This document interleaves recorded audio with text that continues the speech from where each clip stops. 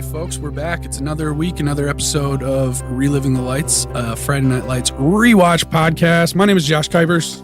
Hey, I'm Anthony Hookman. And we are pressing on towards the end here, kind of stumbling our way through the last season. It's a lot going on in life between injured vocal cords and getting married. And I had technical difficulties for like the last 4 days that prevented my editing program from working. So, we're going to get there, though. We are. We're committed to this. We're not going to give up now. So we apologize to all of our dedicated listeners out there. Hopefully by the time that this episode airs, we should be starting a pretty decent track. I would think so. But for that gap between episodes 1 and 2 of season 5, Tiger Dave, Crank Chop, Niall, Riley, we apologize. Absolutely. Thanks for not being too hard on us. If it was Mr. Spider Clown, all of you. Unknown listeners in the West Indies and Laos. If it was a podcast that I listened to with the dedication that you guys have, I probably would have been like, "Hey, where's the episode? Where's the art? Where's the art?" Exactly. But you guys have been super gracious, so thank you for that. Like we said, one of the things that has delayed us in this beginning of the season is Anthony got married, and got to tell you, it was a heck of a time. Did you have a good time? Yeah. I pro my wedding thus far. Yeah. We're 2 weeks into marriage now, and so far so good. Yeah, right on. So give me your top 3 highlights of the whole Vegas wedding experience. Let's just go top 3 moments. Sure. And I'm going to go in chronological order instead of sounds good. Best, worst, and second best.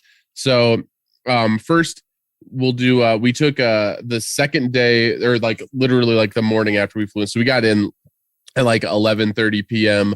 local time into Vegas on a Monday night.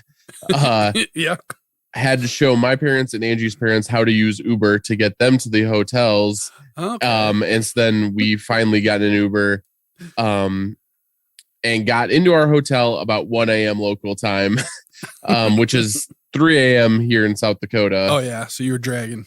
We're dragging. Had to be up at 5 a.m. local time or 5:30 a.m. local time to catch a Grand Canyon tour. Heck yeah. Angie's mom booked a comedian. It's called Comedy on Deck Tours. What? Highly recommend. Yeah. So it was like a comedian doing stand-up and like commentary he took breaks and stuff, but sure. Because it's like a 2.5 hour drive from Vegas to the west rim of the Grand Canyon. So learned a lot. Got to see the Grand Canyon. I'd never been before. It was very cool. Never had been to Arizona before, so I crossed that off my state list. That was really, really cool. My friends John and Brittany. I don't know if you got to spend any time with John and Brittany. Really, really cool people. Sure. John Green, the son of the artist. Oh man, I wish I would have met. I wish I would have got to meet him. But nice. So he and his wife came along, so that was a lot of fun. And then it was and my whole family and Angie's whole immediate family. So that was pretty cool. So that was first highlight. Second highlight was the Bachelor Party that we kind of had the night before the wedding. It was just so cool having, despite the circumstances with COVID being what it is and travel and all of that we got so many of my dearest, closest friends and family there the night before the wedding. A bunch of us, there's probably 20 of us that all kind of went out, and we're just kind of like walking up and down the strip and just having a time. Ended with me and Cash, who I hadn't seen in person in like 4 years. Ended with me and him and his girlfriend just like having a nightcap that was, Hey, I was there too, bro. You were there for the night, for the first drink, and that turned into 2 or 3 more. Yes. And then I suppose the logical other highlight was just the night of the wedding. We had so good. Yeah. A nice little ceremony. You were in it. Josh was one of my groomsmen, stood up for me. There. Yes, sir. That was really dope. Got had a nice little dinner, and then after a bunch of us, you didn't join for this. I wish you would have. Went out and did karaoke. Karaoke, yeah. After the wedding, which was a lot of fun. At about we closed the place down. The karaoke went till 3 a.m. and we were there till the bitter end. Nice. Or a few of us were. But yeah, around midnight, 1 a.m. ish, I took the stage and did just a rousing rendition of Flagpole Sitta. Just brought the crowd to its knees. So I can only imagine. Yeah. Man, yeah, so good. Every bit of it. I was telling Anthony and Angie this before we started recording, but I want to go on record and say easily top 3 weddings I've ever been to. And I don't even know, I can't even name the weddings that I would put with you in the top 3. So there's a good chance it's my favorite wedding I've ever been to. Oh. I just don't want to commit to it yet. Right. That's fair. Absolutely. Big honor. Just the vibes were immaculate. The vows completely, just beautiful, touching, said a lot. And there was something like having known you for so long and, like kind of been through the ups and downs and, to see you there with Angie and, just doing the dang thing. Like it was a pretty beautiful moment, to watch you as a human being. So way to go. It's hard for my cynical heart to be touched these days, and you broke through, so that's good. Means a lot. If any of you listening at home would like to watch the wedding, it is online. It is streaming on, if you go to the Little Church of the West Facebook page, Hookman, January 6th, you can watch it. It is, it's on there. It's about 10 minutes long. When I got home, like the day that I got home, I was looking at it. It had like 3,000 views at that point. So I can, that's popular, about 1,000 of those views are just Angie rewatching it. But fair enough. 1,000 a day. It just keeps racking them up. Yeah. No, it is weird though, because it is wild, like not to toot my own horn. But it is like wild because a lot of those videos on there have like double digits, maybe in the low 100s, and then there's our video that's like nearing 4,000 views. Just kind of in the middle of it. So it's very cool that apparently a lot of people also from back home and whatever were watching. So well, cheers to you guys.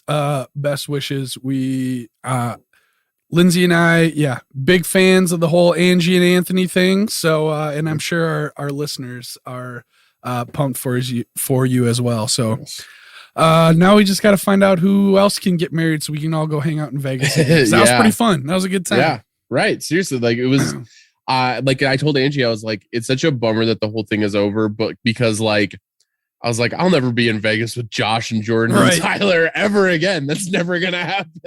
Yes. Yeah, that's gonna be hard to recreate. And Cash and all you guys. It was so cool. I mean, I'm glad that Carter came. I didn't get to spend a lot of time with Carter, which was my really only big like bummer. It just didn't work out to hang out with Carter outside of the wedding, but I was really glad he showed up and he spoke. And that Angie and I were both a little bummed that you didn't say a little something at the reception when people were talking. So I know that I get up in front of crowds and like for a living, like multiple times a week I do it.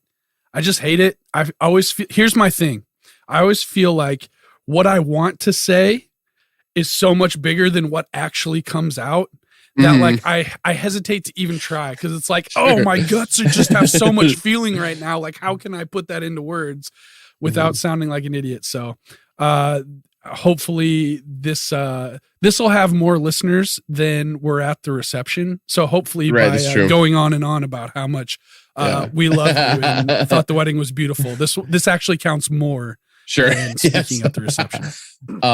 I will say, just as a highlight 3.1, Angie's uncle got up and spoke and brought up a little inside bit, which I'll explain before I say what he said. But so a few months before we got married, Angie's uncle passed back in October.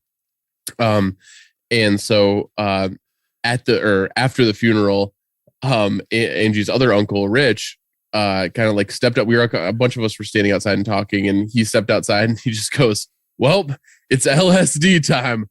Let's start drinking." And I thought that was hilarious. I thought it was fantastic. And at the wedding, Uncle Rich got up and he was sitting at your table. Yep. And so you were my general view as he stood up and he literally started the speech with, well, a lot of people here don't know this, but Anthony and I have actually done LSD together. And I don't know if you saw Tyler Erickson's face, but for some reason his was the first that my eyes drew to, and Tyler's face was absolutely priceless. Tyler was like, oh my God. It was great. So great bit to my new uncle-in-law, Rich. That was a good bit. Yeah, I enjoyed that for sure. Well, everybody reach out, wish Anthony a happy 2-week anniversary or whatever we got coming up here. I don't know, but it'll be 4 weeks, I think, or three or 4 weeks by the time this episode airs. That's true. Right. That's true. Yeah, great. So, Anthony, looks like you put one of your wedding presents to work again. What are you drinking tonight? Yeah, I got the old. I told Angie, I was like, God, because I couldn't decide we just ate. Literally, we just ate like a half hour ago. Jeez. Ate dinner. And so I'm already feeling a little bloated. I was like, beer, I don't think is going to do the trick right now. So I kind of want to make a margarita, but I don't want to like dirty the blender because the bottom shelf of the dishwasher is already full. So it's not even going to get in until next cycle. And that's a whole thing. But then I finally just said, you know what? Screw it. It's the only thing that sounds like it's going to hit the spot. So got ourselves a margarita going, got a few little extra in the blender back behind me. So it's ready to go. Nice. I also was not, you're going to refill. I was like, what's going on? No, I was going to move it over here. This wall directly where I literally put slippers on and I'm wearing sweatpants because this wall is so cold because it's the brick wall facing the outdoors. The outside, so I was going to set it near that. Keep it a little cooler. But now I will top it off now that you say it. It's only right. I also didn't feel like going straight to beer because we had pizza tonight, as we do customarily on Friday nights. What do we? Oh no, they watched Despicable Me 3, but I was actually watching Friday Night Lights upstairs. So, pizza. So I just have my Bacardi Limon and peach flavored water beverage. But I've got nice. I'd never had this before or heard of this brewery before, but I picked this up at the local Casey's Big Grove Brewery. It's out of, I believe, like Iowa City. Oh, sure. Okay. Yep. Iowa City. Easy Eddie, fresh and juicy, hazy India Pale Ale. So you know that I like hazy IPAs. So it's pretty good. So I've got that coming up. Perfect. All right. That's Anthony's wedding recap. And that's what we're drinking. Let's get into the episode. This is episode 503. It is entitled The Right Hand of the Father. It originally aired November 10th of 2010. We got a 10-10. No, that's 11-10-10. Originally aired November 10th of 2010. Rated TV 14, 43 minutes long. What does Haven Iron Oak have to add to that? Josh, we've got a special week. We've got two different synopses on this episode, both written by Haven Iron Oak. So he must have written one and then decided, you know what, I'm going to take another crack at that. Okay. All right. Here's the first one. I can't tell which one is chronologically came first, but this is the first one listed. Vince's dad gets out on parole. A video of Maura drunk at the party with several Lions team members gets posted on the internet. Mrs. Taylor tries to take corrective action during school hours, and Coach Taylor tries to get the team members back on track. Meanwhile, Julie's flirtation with her history TA gets more serious. So that's the first one. Okay. Yeah. Pretty straightforward, down to business. Here's the second one. This one starts off pretty strong. Okay. It's all about fathers. Becky's dad returns to town. Buddy Jr. comes to stay with his dad, and Vince confronts his father about the drugs in his past. Meanwhile, Jess and Vince squabble about her being the team's equipment manager. Meanwhile, Luke gets an invite to visit TMU and bring a few friends. That's 504. He must have accidentally put. That's Keep Looking. That's season 5, episode 4. Okay. That explains the double. Literally, the next one is the same thing except for without the "It's all about fathers" intro. So Haven Iron Oak, you done fucked up. Yeah. Yeah, you messed up HIO. I'll reserve the conversation for that second one until next episode then, but a lot to talk about there. All right, but his one actually for this episode was pretty straightforward. I don't know that there's much to talk about there. Not much to critique there. I know Movie Dude 2 has something to say about it. Mm-hmm. It does. Just gotta find it. Here we go. This one, so we had a little bit of a snafu. We're doing a double tonight just to peel back the curtain on you. Yeah. And we had decided a couple days ago we would figure out who's doing what, and then we forgot until about an hour before. Or and I texted Josh, but it didn't go through because he has an Android phone because he's a child. My phone is dead, but yeah. So I ended up writing for both of them. This one I'm not as proud of because I really put I am very proud of next week's, which you'll hear next week. Very nice. But I threw this one together just in case Josh didn't do anything, and as it turns out, he didn't. So here we go. Some of the boys on the team are in hot water after a video leaks on the internet of them drunk at a party. Vince's dad is back home on parole, but he's still in hot water with Vince, while Pam calls Buddy about their son being in hot water out west.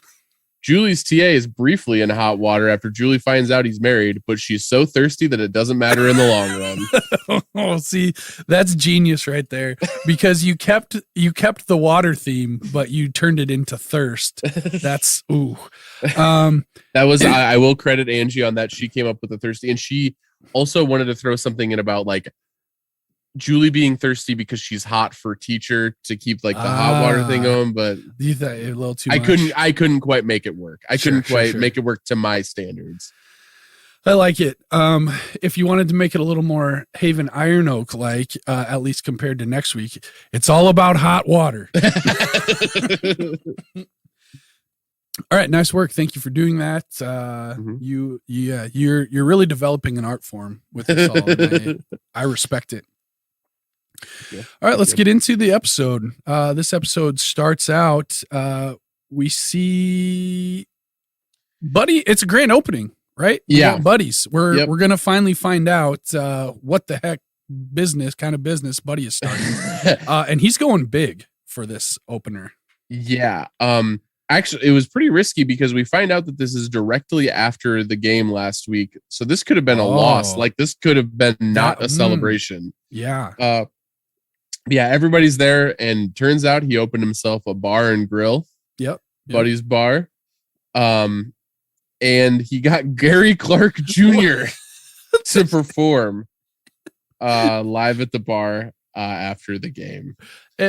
He came on, and I like freaked out. I was like, "Is that freaking Gary Clark Jr.?" And so I immediately paused it and texted Anthony, like, "What the heck is this? Like Gary Clark Jr. like playing somebody else?" But no, like Buddy actually got Gary Clark Jr. My only question, I didn't look it up, is like, when did Gary Clark Jr. like hit it big? Is this actually before he was like famous? I mean, he was for sure bubbling under by this point.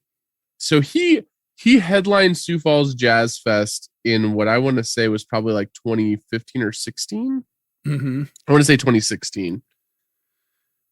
I mean, and by that point, I think he had pretty much reached his, as famous as he really got.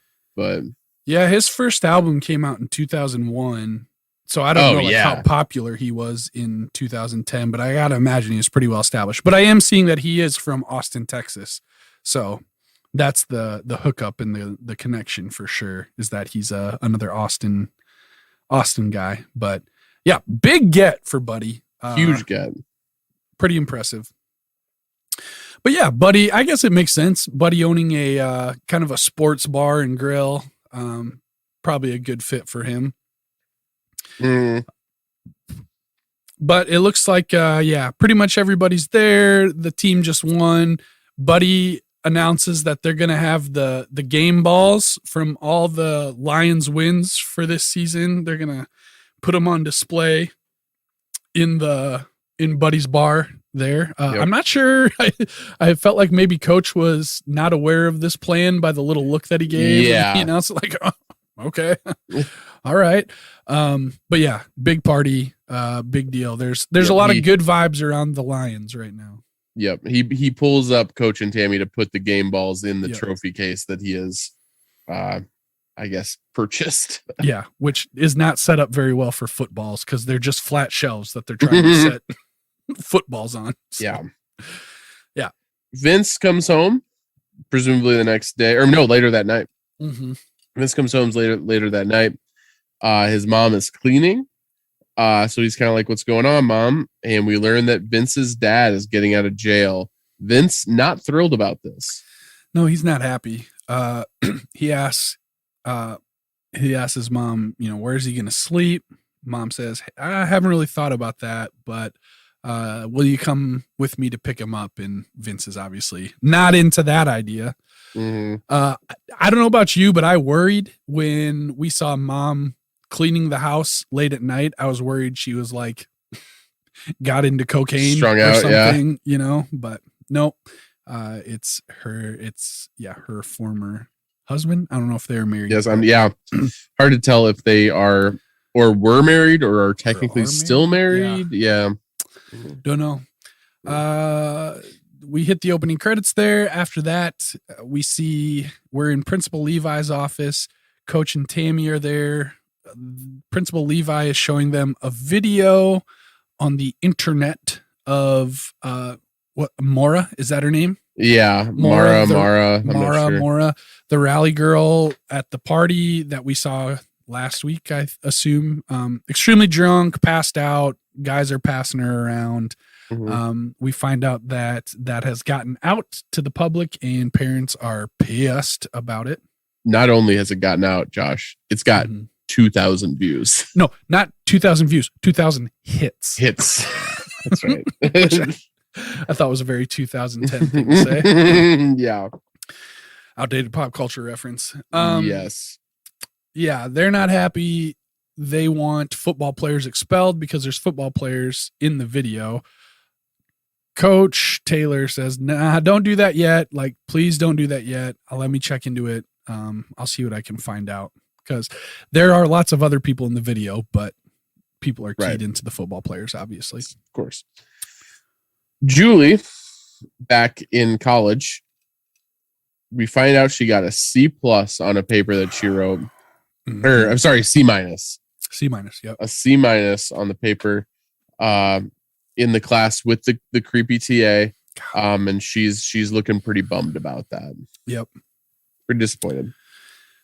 Next, we see Vince telling Jess about his dad getting out of prison and the concerns that he has for his mom and what that'll do to her with having his dad back in the picture.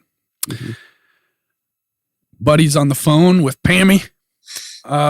Sounds like Lil Buddy is being a real teenager, a real adolescent. Yeah. Out there in the Pacific Northwest. He might even be smoking pot. Mm-hmm.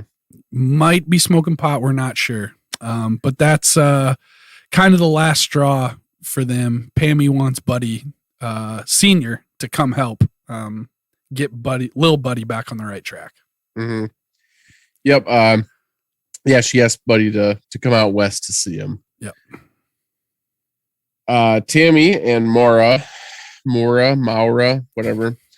They have a little conversation in Tammy's office about the video.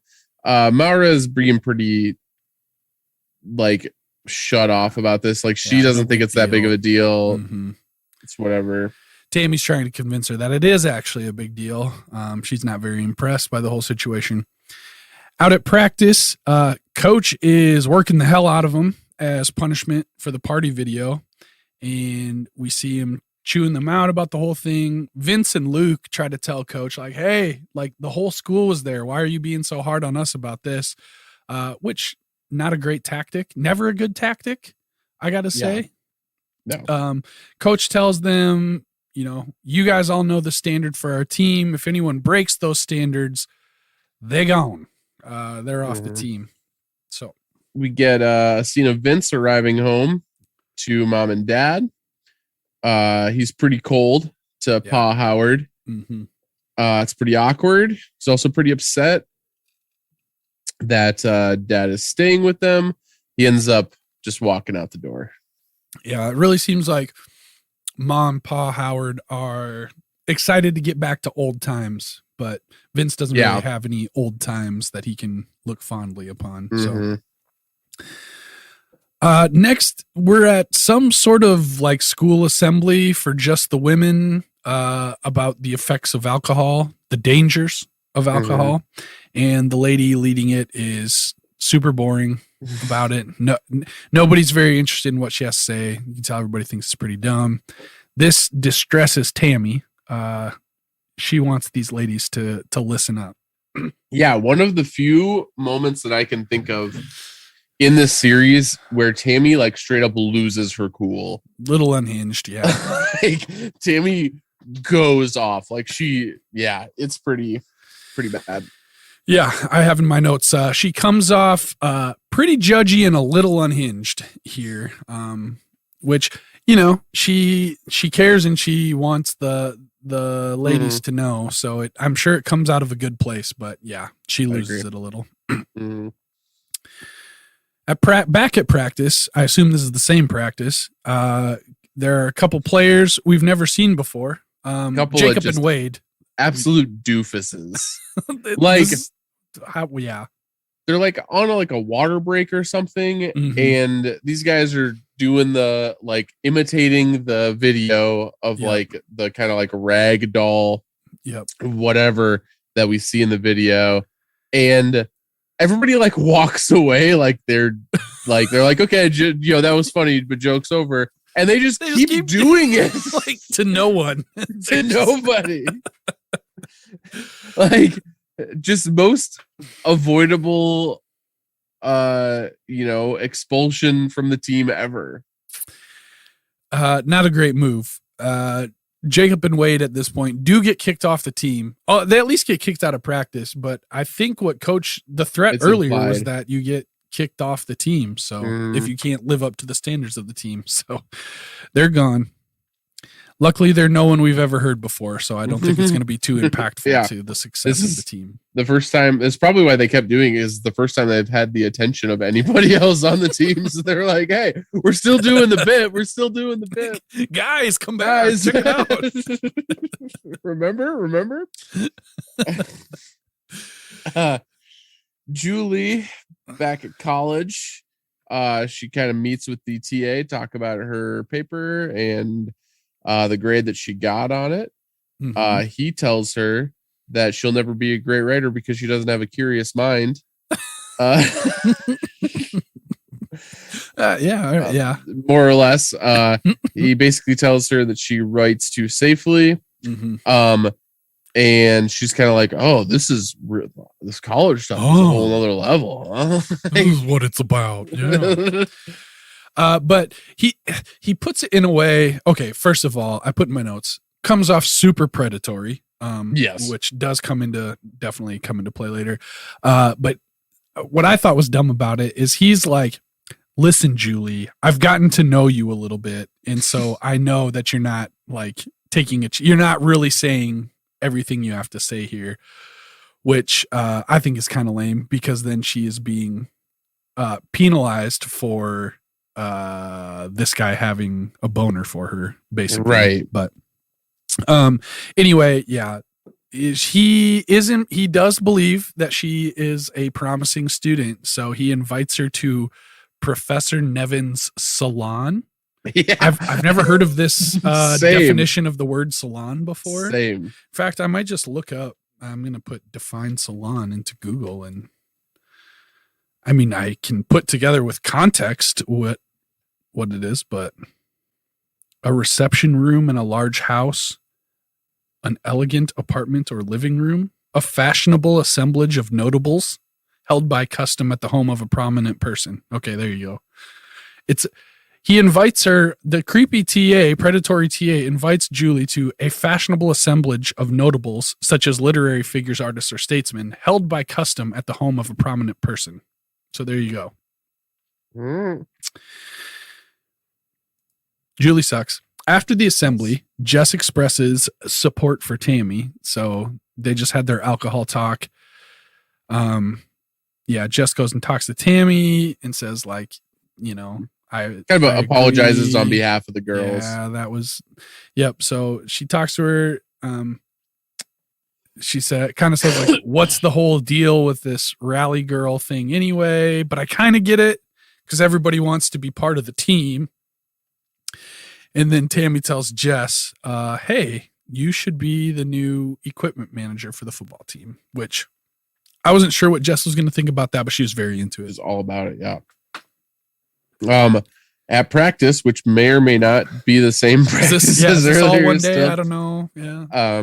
Coach were the girls having an after school alcohol assembly?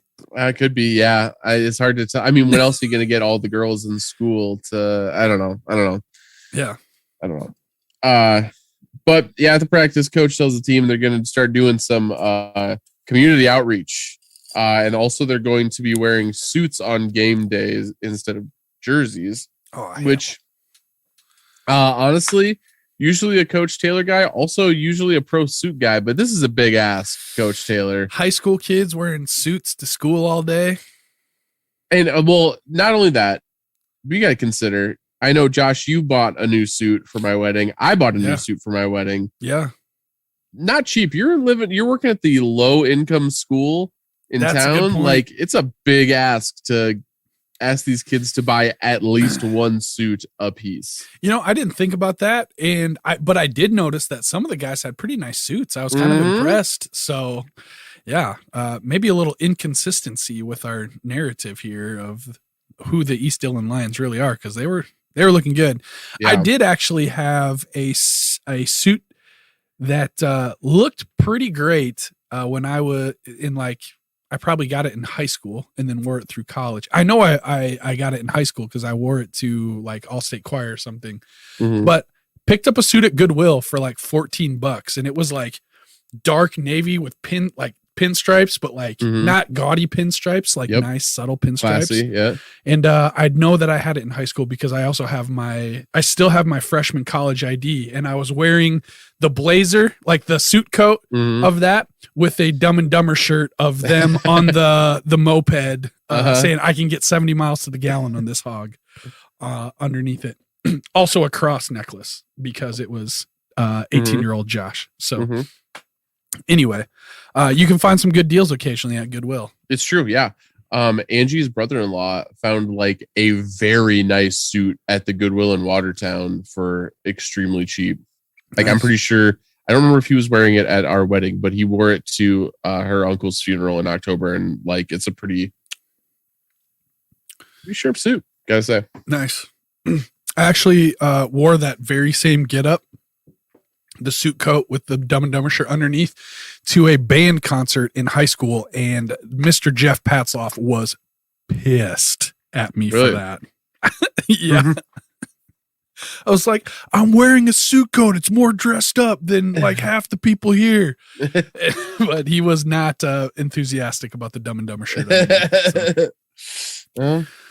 It's like, bro, I'll walk right now, but you're going to be missing your first chair trumpet, so I don't know what you're going to do. Throw my weight around and you need me, I don't need you, Patzloff. Exactly. Yes. So Coach Taylor's coming down on him. They're going to be doing some community outreach is kind of the big thing that's going to come into play later. And it comes into play immediately. We see the team outside the grocery store. I should have read ahead in my notes. They're trying to do a little PR. I don't know what they're like. They're trying to offer to carry groceries out and then invite people to come to the football games. Yeah, they have like flyers that they're handing out. Yeah, it's like their schedule, exactly. I think. Yeah. So yeah, I guess they're just trying to do a little PR. It's not going very well. Most of the team is ready to give up. They kind of look to Vince. Vince says, yeah, let's go. But it looks like a few of them hung on. I think it was like Luke and Tinker and Raspberry Huxton, or whatever his name is. They stick it out. Raspberry Huxton? Something. I don't know. I can't, that name will not like lodge itself in my brain. The thing that I can remember is Hastings, or no, Hastings Ruckle. Is that? Yeah, that's right. Yep. That's what it is. Okay. Mm-hmm. See, I don't even know what the real name is anymore. I thought that was the wrong one. But next we see Buddy bitching to Coach about the Pammy situation. Yeah. Buddy and Coach, they're at the bar, at Buddy's bar, talking about Buddy Jr. Coach tells him that Buddy Jr. needs him and that he should look at this situation as kind of an opportunity. Yeah. I think Buddy, that was very good advice from Coach, because Buddy's like going on and on about how she wanted the kids and she took the kids away from him, and now he's bitching about the fact that she wants him to be a part of the kid's life. Mm-hmm. So good words of encouragement, Coach. We see Tammy trying to convince Coach to hire Jess as equipment manager for the team. Coach says in a pretty prescient thought that it might be a bad idea to put the quarterback's girlfriend in the locker room with the team. That might be a bad idea. Yeah, he seems unsure about. He's not nuts about the idea, I guess I would say. We also get a little chime in by Gracie. Yeah. Okay, got to be fair. Gracie looked 60% normal. Don't you think? Didn't she look like a normal child to a certain extent? I wasn't paying close enough attention. I may have been too furiously writing my notes to notice. She might actually be growing into herself a little bit here. Her what she's been programmed to do evolutionary from whatever planet she's come from to assimilate into Earth life. She's finally starting to take more of a human-like form. So she's not quite there yet. No. But it appears as though progress is possibly being made. Which who would have thought? Right. Not me. That's for sure. Jess is running drills with Vince. She's kind of telling him about the equipment manager thing. You can tell she's excited. Vince seems really preoccupied. He does say he's got a lot on his mind. Jess asks if he talked to his dad. Vince says, yeah, actually. And I don't remember exactly how it ends, except that there's obviously not very positive vibes around that subject. He kind of avoids the subject as much as he can. Yep. Julie is at the salon. It's pretty pretentious. She sees like two students talking about, I don't remember what they were talking about, but it was big ass nerd shit is what it was. Big ass nerd shit. Yep. She's drinking some wine, which seemed like maybe not something that would even be allowed at a student function, knowing that she's a freshman. Yeah, she's definitely underage. That's a good point. I hadn't thought of that, but it's these big secular state schools, so anything goes. Right. She kind of overhears a conversation between the TA and some woman. We hear this woman tell the TA, you're married to like one of the most important women, like scholars in the world or something like that. Julie hears this and we see her top off that wine with a Tammy Taylor style pour. Yes, that is exactly what I have in my notes. I say Julie pours herself a Tammy sized glass of wine. Yep. So absolutely. The apple doesn't fall far from the tree here. But reaching new levels of, I knew this dude was scummy, but I didn't realize he was this scummy. Yeah. That's nasty. It's pretty bad. So Jess got the equipment manager job, and Vince is very unsure about Jess being in the locker room with dudes getting undressed. And I got to say, I agree. Mm-hmm. Weird setup they got going here. Yeah, honestly. And we see, I don't remember if it's in this episode or early in the next episode. I think it's in this episode. Her, like, she basically is getting sexually harassed constantly in the locker room once she gets there. Dude. So like, I think Vince is onto something here. And I mean, I don't want to talk about it too much yet, so I won't go there yet. Yeah. But like, I think Vince is right. I think so. She's not even 18 because I assume she and Vince are the same age and Vince isn't a senior. Mm-hmm. So we're talking about a 16, 17-year-old girl in the same locker room where dudes are getting undressed. Like, no. And also, the things that the players were saying to them nowadays in 2022, working in higher education like I do and having to deal with Title IX stuff, which I definitely support, but those guys would be gone. You say any of that stuff, those guys would be gone. Yeah. So this is another example of 2010 being a different world than 2022. Very different world. Yeah. Over at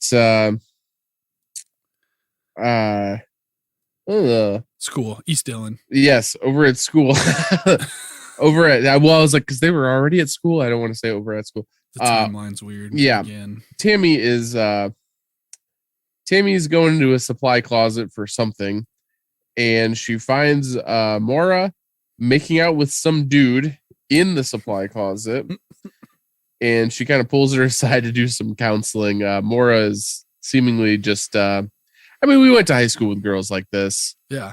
There's one in every school, or at least there was in the mid to late 2000s. Yes. She basically says, like, you got to get your act together or your reputation's going to get locked in, not just with students, but like in the community, and it's going to follow you. And people are not going to have a very good opinion of you, and that's going to kind of screw you over in the long run. So let's pull it together here, Maura. Next, I'll take it. I've made you start a lot. Up next, we see Vince walking home. His dad pulls up in a car that apparently he is borrowing from a friend of his. Says his dad says he went to the school to get tickets to Vince's game on Friday. Vince is not happy that he went down to the school at all. Mm-hmm. Pa Howard says, "Hey, I just want to see you play." Tries to get Vince to, get in the car, take a ride from him, say, "Hey, we'll go get your mom, take her to work, get some food from Ray's barbecue." Vince doesn't want any of it, and he just basically keeps walking. Mm-hmm. Yep, still pretty cold to his dad. Yep. Julie and the TA have a little discussion about the TA being married. He's a total scumbag, tries to kind of explain it away. And what does Julie do, Josh? She kisses him. She goes right for it. I'm like watching it and I'm like, oh my gosh, Julie is like begging for it right now. And then not only is she begging for it, she goes for it. She initiates it. A married man. And I don't want to, dip into the area of like slut shaming or anything like that, but I feel like this is an objective moral issue. He's a married man. Yeah. Like this is a scumbag move, Julie. I literally just have in my notes, all capital letters, "Damn it, Julie." Gosh. It's a scumbag move because it's not just affecting you, it's affecting like somebody else's entire life. Mm-hmm. That guy, but more importantly, his wife. Yes. So this is a bad move. I mean, there's a moral quandary to begin with her being a student of his. Yeah. And then this just adds to the mix. Yeah, I mean, if you want to get like nitty gritty with it, it's could technically probably be considered like statutory because he is in a position of power over her. So, I mean, you want to talk about Title IX in higher education. This guy is getting fired instantly if this comes to light. But yeah, Julie. But I mean, this is just as much on Julie as it is on the guy. So right, yeah, it's just as much on. Yeah, it's listen. This guy's no saint, but man, Julie is definitely making some poor decisions. At this point, kind of look at the writers of Friday Night Lights, and I'm kind of like, we've done this so many times with Julie. Do we need to do this again? Like the Swede and the English teacher, and now this guy, and the Habitat for Humanity guy. Habitat Ryan Cabrera. So this is like the fourth instance of her like being in sketchy relationships with older dudes. With absolute scumbags. Let's try something different, is what I'm saying. Yes. Well, then also, did you mention the English teacher who was like macking on her? Okay, yeah. Yep, I did mention that, but yes, that dude. This is basically the exact same freaking thing as the English teacher. So, except for now, Tammy's not here to tell that guy to back the fuck up. Okay, so yeah, we'll discuss more once we get to the hate-o-meter. Next, we'll discuss more right now, because the next theme is Julie and the TA waking up in bed together. I just skipped to the next paragraph in my notes because I was ready to be done. But we see them in bed together, so it's implied that they have taken it past kissing. And we see Julie get up and kind of sneak out. Hard to tell if she is feeling some regret or what's going on here, but I think that's what's happening. I did make a note that the bed looked very comfy. It looked like a very comfy situation. But yeah, I also have in my notes, boo, with a lot of O's. Next, Vince is eating breakfast. Dad says Vince's tie isn't tied quite right. Vince asks if he learned about ties in the joint. Or maybe you were taking a tie class and that's where you were for the last few years. Pa Howard basically says like, hey, listen, man, say what you need to say. Get it all out. Let's go. Let's do this. So Vince says it. Pa Howard gets pissed, gets all up in Vince's face. You want to talk to me like a man? We can do that. Vince replies, a man don't leave his family. Is that talking like a man? And don't come to my game tonight. Vince leaves at this point. Ma Howard chases him down, begs Vince to give Pa a chance for her. Yeah, Vince kind of just walks away without saying anything on the matter. Not very receptive of that request. Coach confronts Vince about leaving the supermarket earlier, either yesterday or earlier in the week, during the community outreach program that he initiated. Tells Vince about the importance of striving to be better. Vince gets pretty emotional, kind of goes off on Coach, says, everybody's telling me to be better, and Coach finally kind of calms him down, and he's like, I'm not saying you have to be better, you just have to try to be better. Strive to be better. And Vince's big pushback was that his dad wasn't there to show him how to. Nobody's ever showed him how to be better. They just everybody's telling him to be better, but he doesn't really have that example. It's game time. We skip straight to late in the fourth quarter. Lions are down by a touchdown. They've got the ball. Vince marches the offense down the field. He throws a touchdown to Huckleberry Finn. Now the Lions are on defense. Luke forces a fumble. According to the announcer, Tinker takes the air out of it, which is an interesting way to say that Tinker recovered the football. And so the Lions have a chance to win it here. Yep. Vince sees his dad in the crowd and just goes off on the field. Yeah. Scores a QB run touchdown to win. Yeah. The Lions are now 3-0, Josh. Yeah. Big deal. Vince, get the hell out of my way, Howard, they call him. I got to say, you do what you got to do when the play breaks up, but I felt like that was a very long quarterback scramble. Pretty risky. It was a very long quarterback scramble. He looked like Dangus Jones in Madden 19, which I've been playing lately, my scrambling quarterback creative character. Nice. I've been playing Madden 21 lately. But I don't mess with the created character Fancy. thing. I go back and forth. I will do like just a franchise mode, like as the owner or whatever. Yep. Every now and then I like to do just as a position player, because like it's just you can only do like it's so that you like lock into that position. Exactly. Yeah. Like so like only ever Dangus. Like I throw the ball and then it's in the CPU's hands to run it, to catch it and run it. And same with like if I hand the ball off to Le'Veon Bell when he was still on the, which is why I still play Madden 19. Yeah.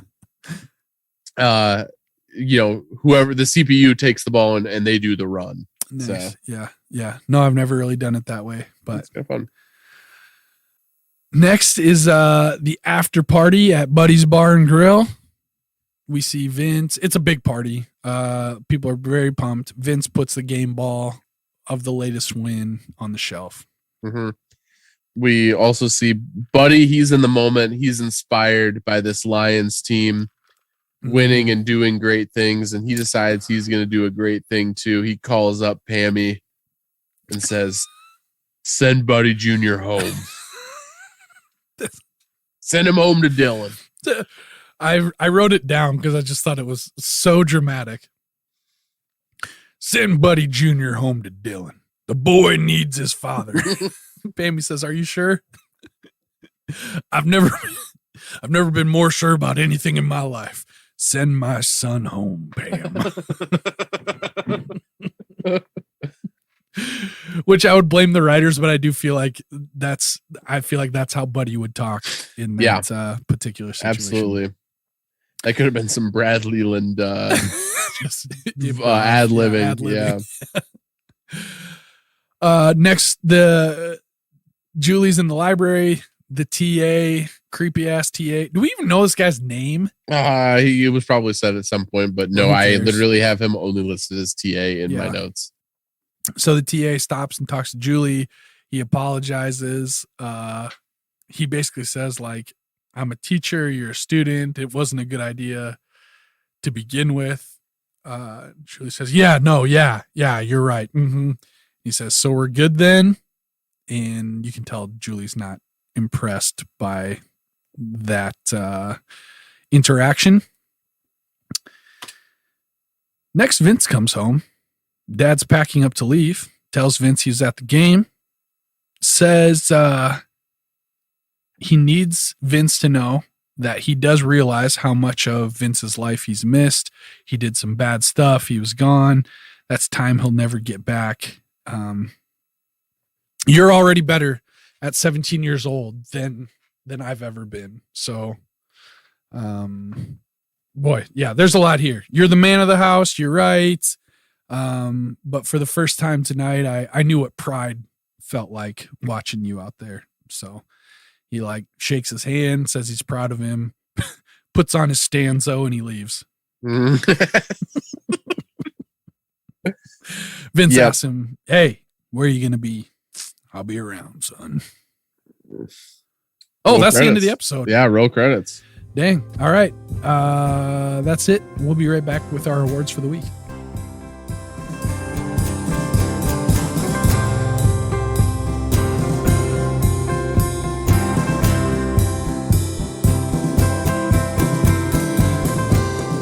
All right, we're back. We're going to give out some awards. As always, we're going to start with the Coach Taylor Inspo rating. Coach definitely had some scenes in this one. How inspiring were they? Yeah, he had some moments. I think it's inspiring that he stuck to his word and kicked those dumbasses off the team. Jacob and Wade, yep. Get them out of here. I think it's the be strive to be better. Little speech in there is solid. Tell him, buddy, this is an opportunity. Oh yeah, very good inspiring. Advice. So good advice. This is a hard, I would say a strong 7. Strong 7. That's exactly what I was thinking. I'm with you. No debate needed. Strong 7 for Coach this week. Good job, Eric. Okay. Julie Taylor hate-o-meter. Where are we going with this? I hate. I'm going to go on the record and say I hate the TA more than I hate Julie. Yes, absolutely. But it does take two to tango. It absolutely Josh does. and Julie initiates all of this. I mean, there is absolutely responsibility for taking advantage of that, but Julie is an initiator in all this. Man, it's hard for me to go under an 8. This has got to be an 8 or a 9 for me. It's really high up there. I think you had a father's concern in your face. Just that.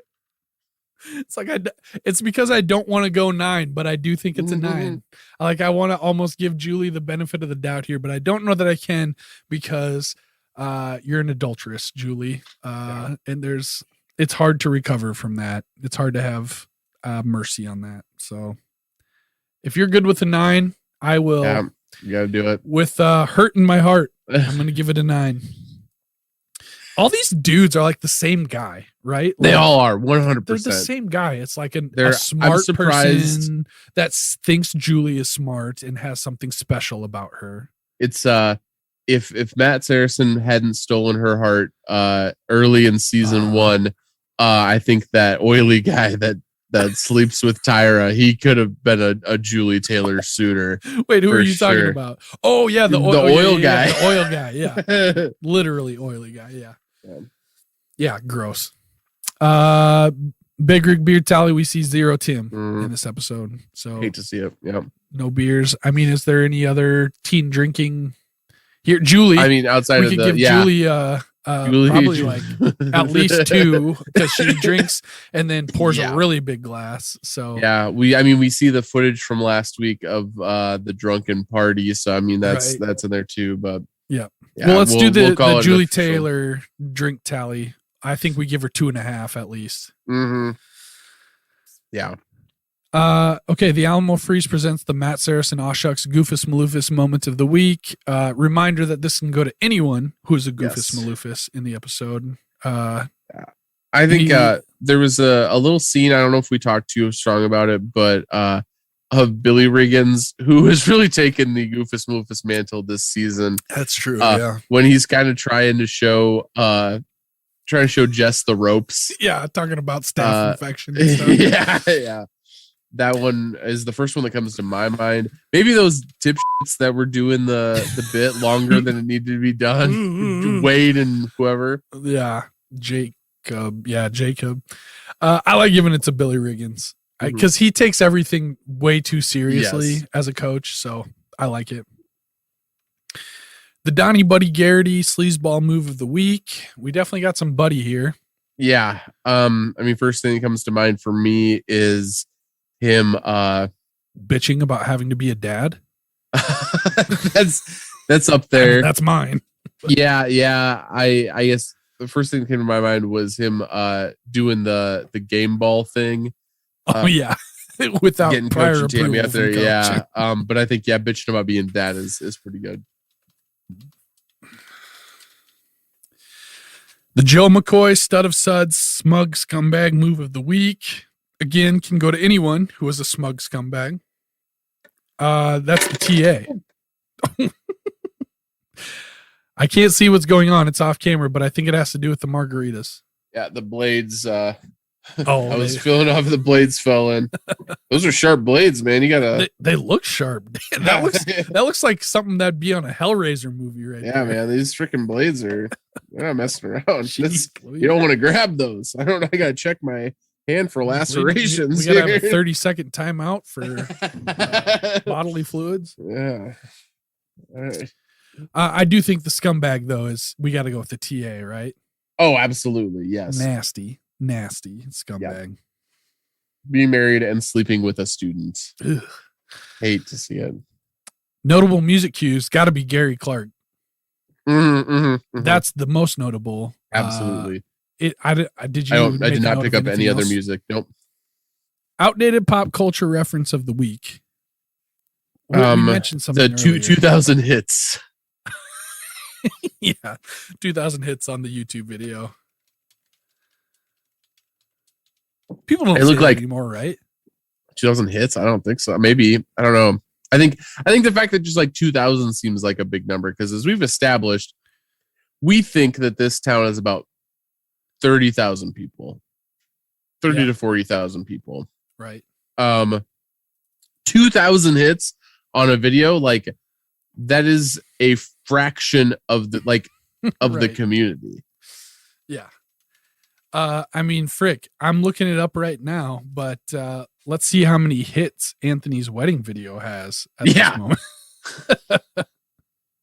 3.8 thousand. Yeah, see, that's 3.8 hits. Come on. I shared it on my page. That's how I know it's. There you go. I can find it quickly. Good call. 3.8K views.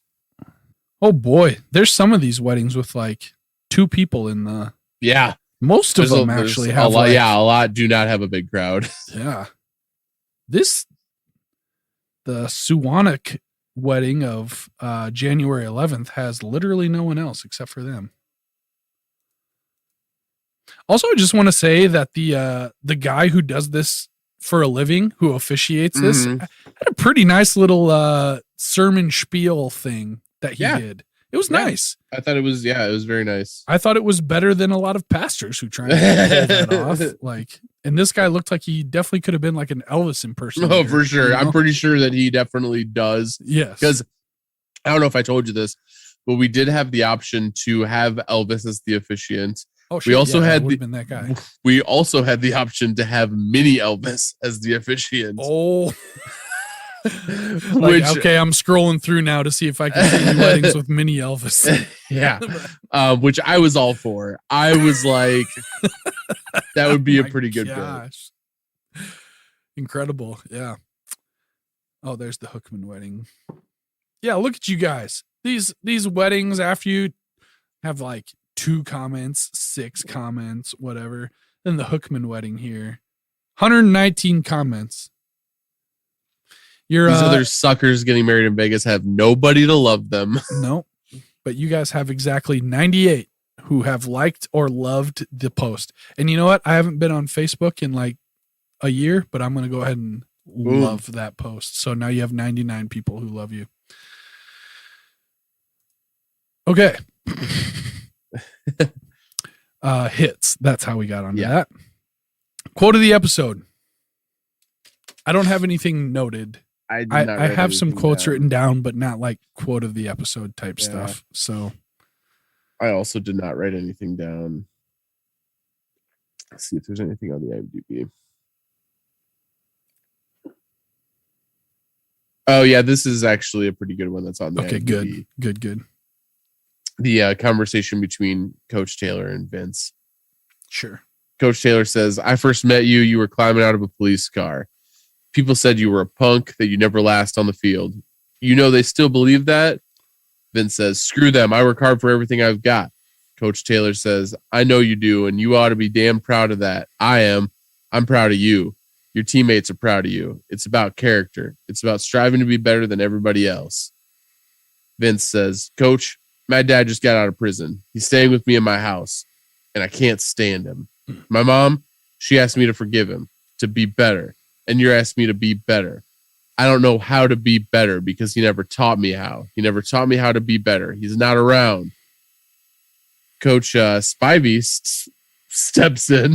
He hears this commotion, says, hey, Coach, we all right? Vince says, and I'm supposed to be better than them? How am I'm supposed to be better? Coach Taylor says, it's fine, Coach. Close that door. Listen to me. I said you need to strive to be better than everybody else. I didn't say you needed to be better than everyone else, but you got to try. That's what character is. It's in the try. Yeah, that's good. That's very good. Mm-hmm. And reaffirms our high Coach Taylor inspo rating for the week. Mm-hmm. So we'll definitely go with that. Yep. Okay, MVP of the episode. Man, yeah, what do we think here? It's kind of a Coach Taylor episode. It is a Coach Taylor episode. It's a good Vince episode. It's a good Vince episode for sure. Tammy's always in the mix for Vince. Yeah. So. Yeah. In that case, I will. I'll throw it to Eric Taylor. I feel like maybe we almost shy away. It's like how LeBron never gets mention for MVPs anymore, right, because it's like it's voter fatigue, obvious. you know? Yep.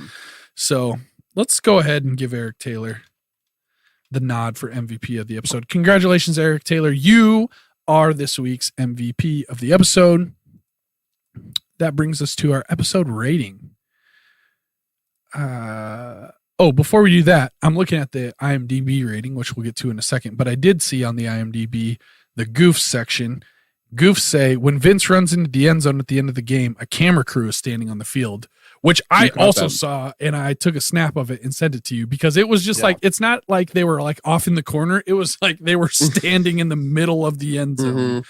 And directly, they were like in the middle of the shot. Yeah. It wasn't like a boom mic was like dipping into the frame. It was like, no, there are camera crews to the point where it was like, I thought it was intentional. Like, oh, is this like the TV crew? But then I realized like, no, they're standing in the middle. They would be on the field. Yeah. Yeah. So, okay. The viewers on IMDb gave this an 8.5 rating. So pretty high. Yeah, that's very high. I'm going to say a 7. Yeah. I felt like it was a 7 as well. Little bit of a spoiler alert, not major, but I also felt like the next episode was like, it's fine. It's good. It's fine. I agree. Okay. That's a 7. Do we have any, I'm assuming we do, because it's been a while, but do we have any social media shout outs before we wrap this baby up? I've been trying not to check the social media because same. Maybe people have been badgering us for a new episode and I just haven't looked. Let's see here. This is skipping ahead, but no one Jack 8, who I don't think we've heard from before, says watching Scream 4 and finally seeing Julie Taylor get wiped out at last. Oh yeah. I didn't realize Amy Teagarden was in Scream 4. Dude, that was a movie that like I need to watch it again because I don't think I've seen it since it was in theaters, and it's next on my list because I just watched Scream 3 today. Yeah. But that was a movie that they like got every hot actress of the time. Like Hidden Panettiere is like one of the main characters in that movie. Yeah, Julie Taylor, Allison Brie, maybe one of the 3 women I would leave Angie for in Allison Brie. Anna Paquin was in it. Like it just had a pretty banging cast. Well, I told you earlier today that I do plan on watching the Scream movies, but I was going to skip straight to Scream 3 because it has Creed at the beginning and the end of the movie in the soundtrack. But now maybe I'll skip to Scream 4 after hearing that lineup. Let's just we'll get some of these Zach Gilford cameo things out of the out of the way. Matthew Taylor, he says, confirmed from a reliable source. Zach Gilford, friend of the show. Thank you, Matthew. Jimmy, who questions, wait, there's a Zach Gilford cameo. I think we must have tweeted about it before actually tweeting it. And then Matthew Taylor says, fellas, what an incredible cameo. Side note, can't wait till he hears he has his own weekly award. Yes. Zach Gilford coming. Niall in Wales. Classic Matt Saracen that was. Got to love Zach Gilford. I'm doing like it's too Irish. Yeah. I'm too Irish. Sorry, Niall.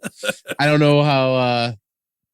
Well, I know you got to go like Peaky Blinders on it, right? Yeah, like, isn't that Wales? I don't know. Sorry, Niall. Oh gosh.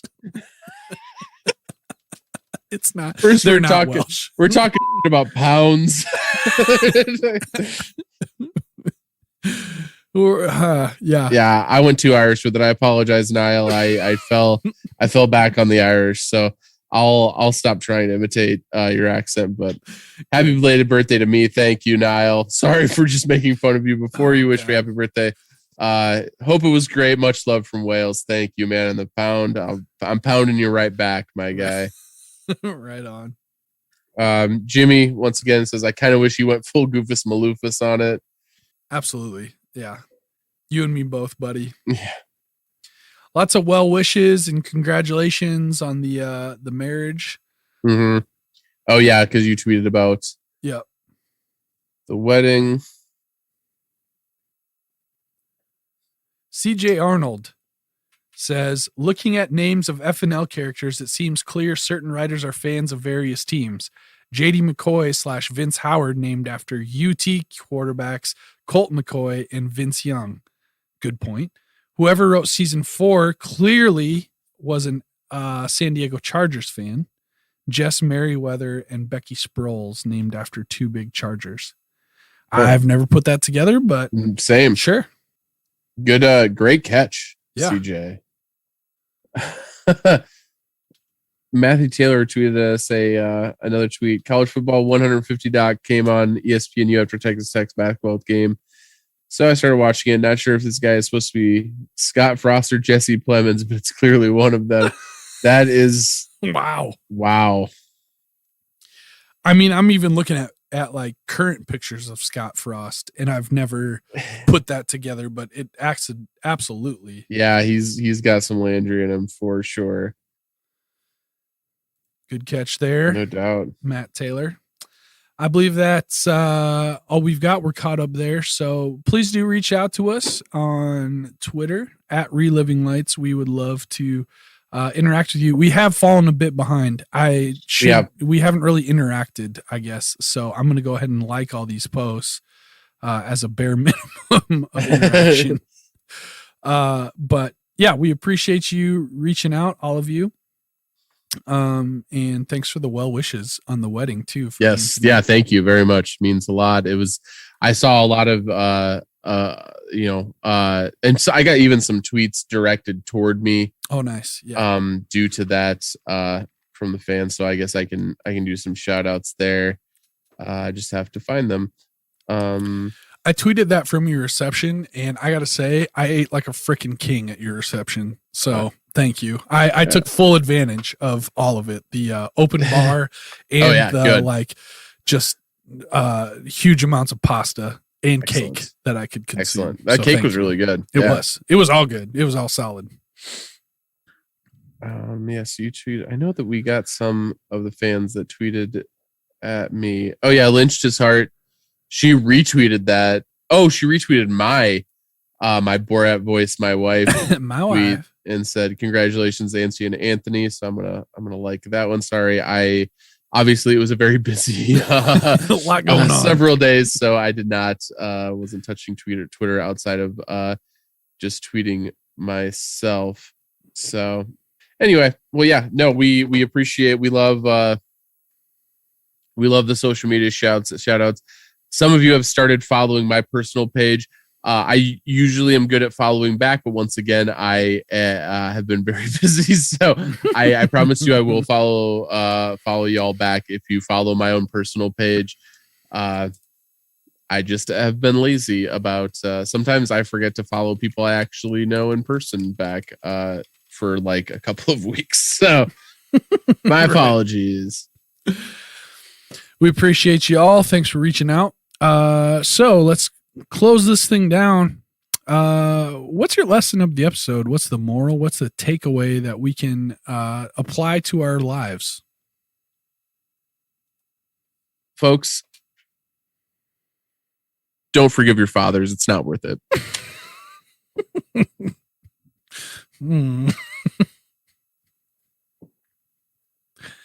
My dad's dead, Anthony. Okay.